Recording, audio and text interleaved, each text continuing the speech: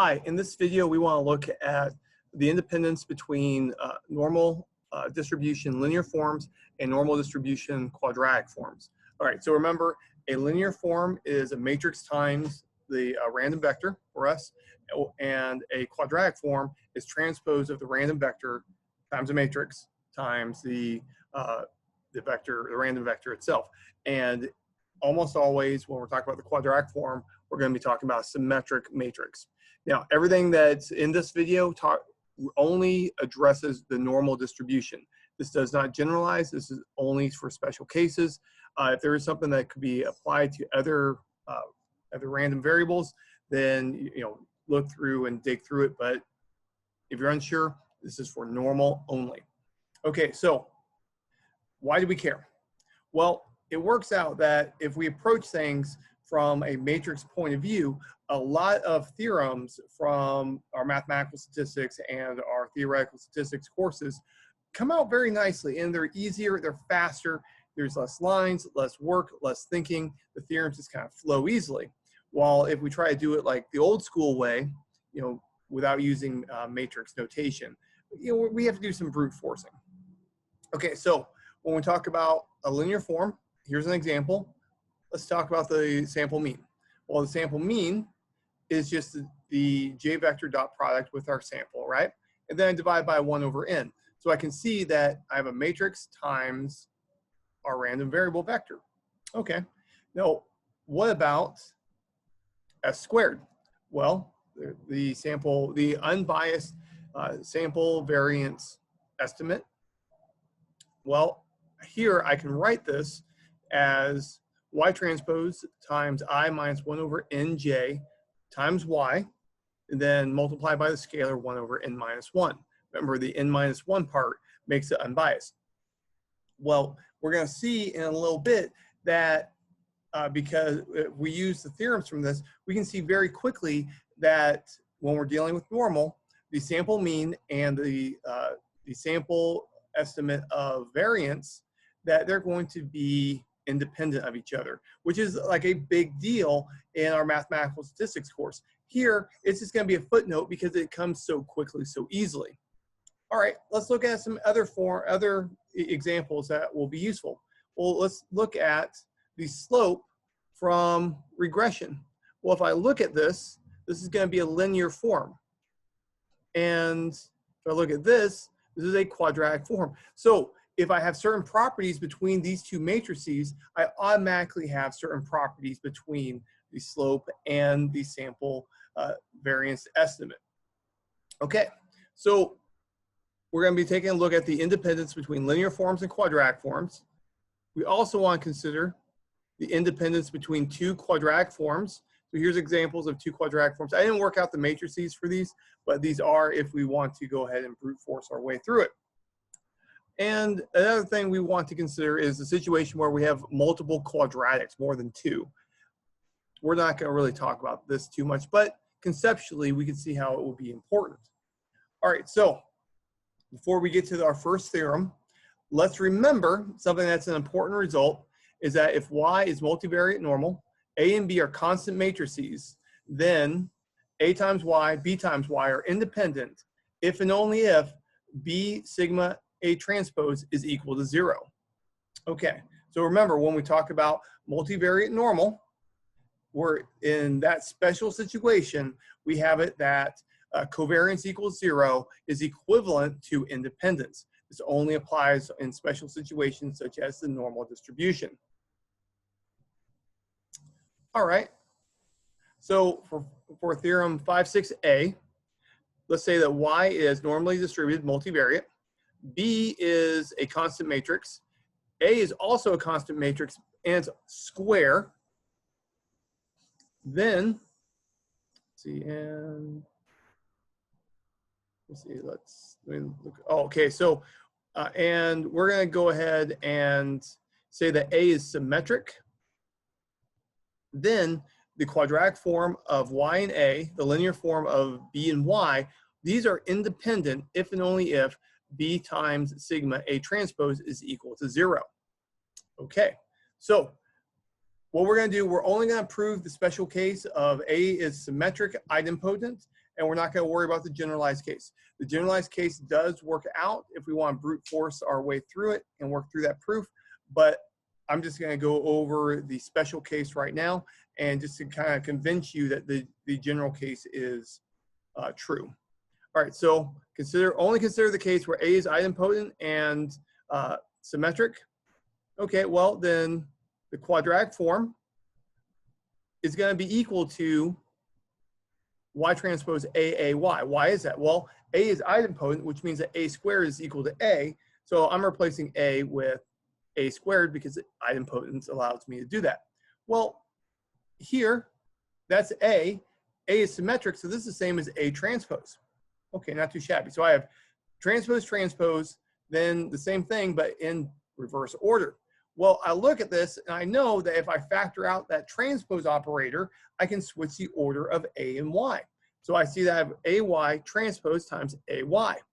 Okay, well now I've got this, the quadratic form, expressed only as a linear form. It's a function on the linear form for A and Y.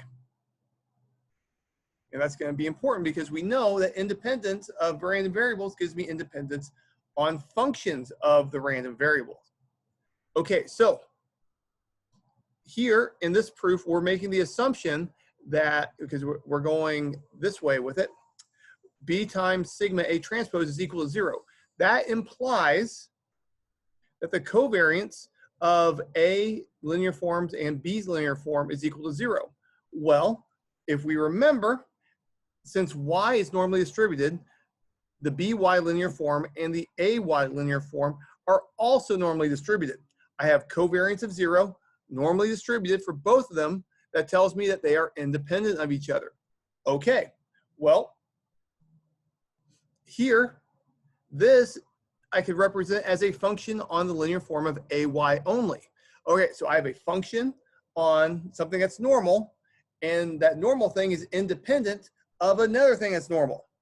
Okay, so since I have independence between AY and BY, and I have a function on AY, the independence between AY and BY tells me that I have independence between the function on AY and BY. Okay, lots of words. Well, so here we have independence between the two. Well, this is just the quadratic, right? I got this by starting with the quadratic. So this tells me that this line tells me that the quadratic is independent of BY, which is what we were trying to prove in the first place. Boom, we got it. Okay, so now let's go the other way on the proof. Let's do the converse. Let's say that BY and the quadratic form between Y and A are independent. All right, that tells me immediately that excuse me, let me back up. We have independence, therefore the covariance is automatically equal to 0. Okay, the covariance is automatically equal to 0. Well, we have a formula for that. So let's go ahead and grab that formula. So I'm going to take the formula here, and I'm just going to plug and chug what I have in here into that formula. All right, so I know that the covariance of BY and the quadratic form is 2b sigma A mu. All right, well, that covariance has to be equal to 0, so the formula has to equal 0. Now, check it out. Think about this. Did we specify what mu is? Did I need to? All right, so if I look at this, I realize that in what I'm doing, it doesn't matter what mu is. All right, so this formula holds for any potential value of mu. If this holds, we can remember covariance, I can change the mean all I want, and the covariance stays the same. So if I was to go through and rewrite the situation with a different mu every single time, I keep on getting 0 for the covariance every single time. Nothing changes. All right, so I know that this matrix multiplication gives me 0 every single time, regardless of what mu is. Huh, well, let's think about that for a moment. I have a matrix where if I multiply by a vector, regardless of what that vector is, I get 0. Okay. Well, the only way for that to happen, if I think about the matrix algebra for a little bit, only way that that can possibly happen is if B sigma A has to be equal to the 0 matrix. Okay, well, I know that B sigma A times 2 has to be equal to the 0 matrix. So the 2 is a scalar, not going to do anything when I'm talking about zeros. And A is symmetric, therefore A transpose can be inserted into the formula. So boom, I've got that independence gives me that this matrix multiplication gives me 0. All right. So that gives me the converse of the proof. Now, something that is important about this is that B sigma A equals 0 does not imply that A sigma B is equal to 0. Remember, B could be any dimensions on the left.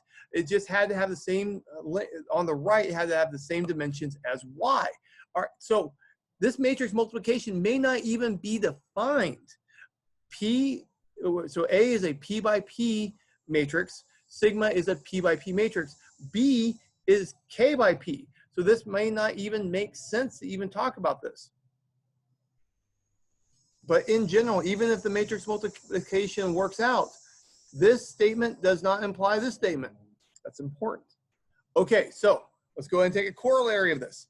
If I rewrite this, but this time I replace sigma with the identity matrix times the constant variance, then what's going to end up happening is that the linear form and quadratic form are independent if and only if B times A is equal to 0. Not surprising, So here really, the big thing here is that we're replacing sigma with I, and the lowercase sigma squared is just a scalar, so it doesn't really do much in terms of zeros, right? So yeah, works out. All right, so let's go ahead and let's look at an example. Let's go ahead and say that Y is normally distributed, multivariate normal, with constant mean, constant variance, and we have 0 covariance. All right, well, if I accept the situation, I go for it, the sample variance is equal to this. So I've got, Y transpose times I minus 1 over nj times Y divided by n minus 1. Okay, so here I have a quadratic form. Now here, I've got the sample average. So this 1 over n times j transpose times Y. Remember, j is the vector with all ones. Capital J is the matrix with all ones. All right, well, if I multiply these together, I'll notice that, so I'll go through, I do my matrix multiplication, and I see that I get I times j and 1 over n, and then I multiply, I get 1 over n squared, j transpose j, j transpose. Remember, we can represent matrix J as J times J transpose.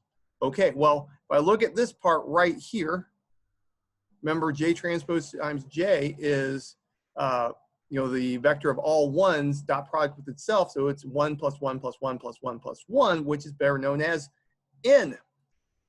The n here cancels with one of the n's in the bottom.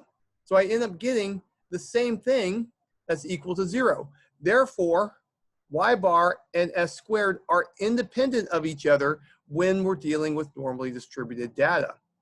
Kind of nice. Oh, independent and normally distributed data. Now, if you look at this, this proof is, it's a one-line proof. If you want to, you go, what, 1, 2, 3 lines?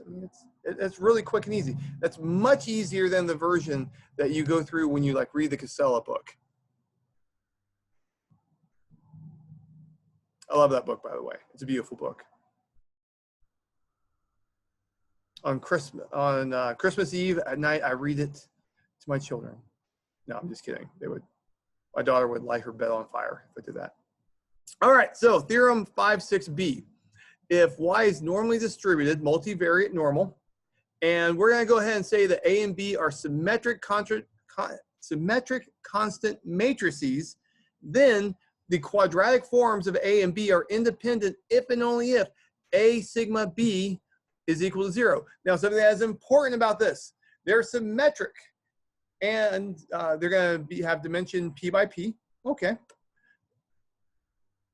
All right, so when I do the proof, once again, we're only going to consider the idempotent case. Why is that? We're just being lazy.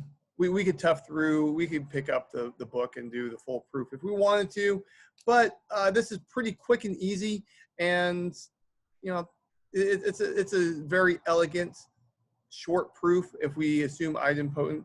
But unfortunately, these idempotent assumptions do not generalize to the general case. So if you want to go through and like work out the full proof, the general version of it, this will not help you at all. You have to really start from scratch on the problem. Idempotent is way too powerful of a special case. All right, so if I have the quadratic form, just like before, I'm going to put a squared in the middle because a is idempotent, therefore a is equal to a squared. Well, a is symmetric, so then I can change a to a transpose. Well, I see that I have, you know, transpose transpose. That means I can factor out the transpose operator around the parentheses and switch the order. So I have a times y transpose ay, linear form ay. I do exactly the same thing for by. Okay, so now we're going to go ahead and make the assumption that a sigma b is equal to 0 because of the direction of the proof we're going with. We're not proving both sides. All right, so here, this tells me from previous theorem that the covariance between ay and by has to be equal to 0. All right, so the covariance is equal to 0, and y is normally distributed, multivariate normal. Therefore, ay is also normal, and by is also normal. I have covariance equal to 0 and normally distributed vectors, therefore they have to be independent of each other. And we get it. All right, now something to realize about this is that since a and b are symmetric, b sigma a is equal to a sigma b. So it doesn't really matter which order we go in. Remember that sigma is a covariance matrix, therefore it's going to be symmetric also. All right, corollary of this is that if y is normally distributed with mean mu, and you'll notice that here we have covariance is going to be a diagonal matrix, constant variance, then the two quadratic forms are independent if and only if b times a is equal to 0. Why does this work out? Well, when I apply the previous theorem, my capital sigma is lowercase sigma squared times I. Well, if I have that in the middle, I can factor out the scalar, and I have I in the middle, and then you multiply by a does nothing, so I have sigma squared ba, and then, well, if I'm getting 0, that's, you know, it's not coming from the constant, it's coming from the matrix multiplication, and we get the result. Okay, so let's go ahead and keep rocking with this. Let's go ahead and say that we're interested in the sum of squares of our observations. All right, well, I can rewrite this as the sum of squared errors about the sample mean plus n times the sample mean squared. Okay, so I can rewrite this in this format. So I have the quadratic form between y and I minus nj, and I have the quadratic form of 1 over n and j for that. Okay, so for the two parts. Now, I know if I go through and I do the multiplication, this will be equal to 0. So in this example, we haven't specified the distribution. If we know that y is normally distributed in this manner, then it has to work out that the sum of squares deviation and n times y bar squared are independent of each other. And then we can use n and the square root of y bar squared to you know, generalize this. They're making a more interesting statement. Okay, so now let's move on to our next theorem. Let's say that y is once again multivariate normal, mean mu. Now here, once again, we're going to say that our covariance is a diagonal matrix with constants down the diagonal. So covariance of 0 is a big deal. Or in this, we're going to make the assumption that all of these a sub i's are going to be symmetric. A is the sum of a sub i's. The rank of A altogether is R, and the rank of each individual A is R sub I. Now, from this statement here, we know that the quadratic form of A is equal to the sum of the quadratic forms of the addends in it. Okay, so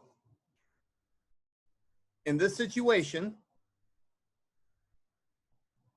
for any one of the submatrices, the quadratic form divided by sigma squared is going to be chi-squared distributed with its rank, and then we're going to have the non-centrality parameter be the quadratic form between mu and the submatrix divided by 2 sigma squared. That's true for all I.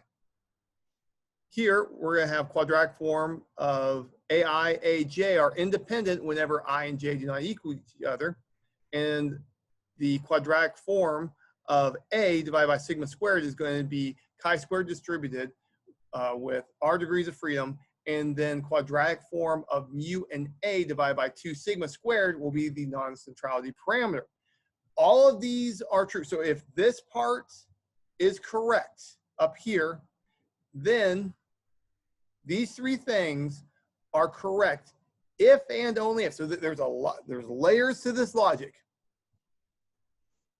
If this is true, then big parentheses around the argument, big parentheses around the argument.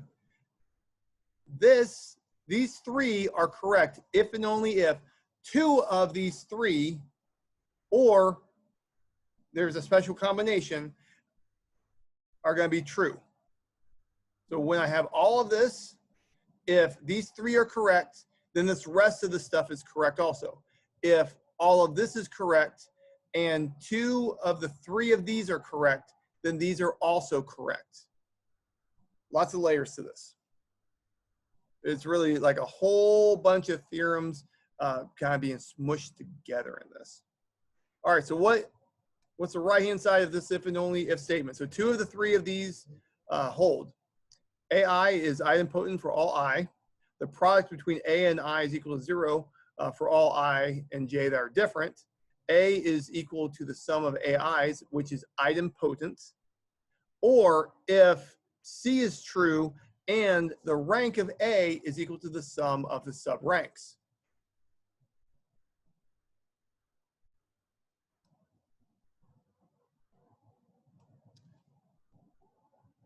All right, so now we get corollary off of this. If Y is multivariate, normally distributed, mean mu.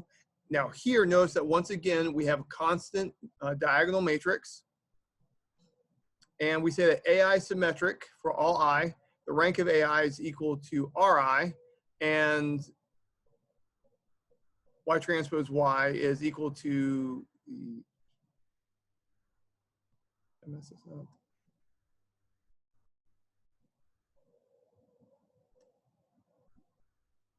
I think there needs to be an A in there. All right, so, and I've got this equation with the quadratic forms. Then the quadratic form between Y and AI divided by sigma squared is chi-squared distributed with Ri, and then the quadratic form between mu and AI divided by 2 sigma squared. The quadratic forms for the AIs are independent. Now these are true if and only if one of the following holds. So I only need one. AI is idempotent for all I. The product of distinct AIs is equal to 0. And the rank adds up to n, which is the dimension of Y. All right, that's all I've got for you. Take care and goodbye.